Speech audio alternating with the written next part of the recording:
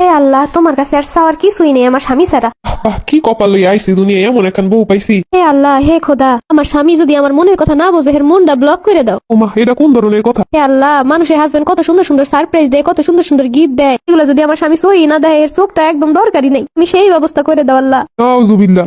হে মাওলা, আশেপাশে যত ভাইয়েরা আছে সবাই এর বউ নিয়ে ঘুরতে যায়। হে মাবুদ, এগুলো যদি আমার জামাই নাই করে তাহলে এর হাত পায়ের কোনোই দরকার নাই। এই দোয়া আমার লাগে কেটা করতে কইছে? হে আল্লাহ, আমার সাথে আমার স্বামীর সাথে ঝগড়া বাঁধানোর জন্য যারা দুশ্মনগিরি করে, এমন দুশ্মন গো সংসারে এমন অশান্তি দেও যেন জইলে পুড়ে শেষ হয়ে যায়। হে মাবুদ, আমার স্বামীর কথা আমি প্রায় সময় কষ্ট পাই, কিন্তু হে বেটা হ্যাঁ বুঝে না নাকি, হ্যাঁ নাকি জানি না আমি কষ্ট পাইছি। হে মাবুদ, এইগুলো যদি বুঝতেই না পারে, এ যেন আমার দেহে ঠিকই কিন্তু কথা কইতে না পারে, এমন ব্যবস্থা করে দাও। নাউজুবিল্লাহ, মোনাজাতে বইয়ে কি সব কইতেছে আমার নামে। মাবুদ, তোমার দরবারে দুই হাত তুলে চাইলে তুমি কখনো নিরাশ করো না, তুমি আমার মনের আশাগুলো পূর্ণ করো মাবুদ। এ মাবুদ, তোমার দরবারে আমি হাত তুলে কইতেছি, তুমি জানো এর কথা কিছু হইল না। তুমি এগুলো কবুল করলে মাবুদ আমি শেষ। তুই দেহে দি মাথাটা নোয়া, নামাজ পড়ছি একটু ফুদিয়া দিই মাথায় দোয়া করে। ওই ফু আমার দাউন লাগবো না, তুমি যেই দোয়া করছো আমি সব শুনছি। রাগ করতেছো কেন? তোমার লাগে তো ভালো দোয়াই করছি।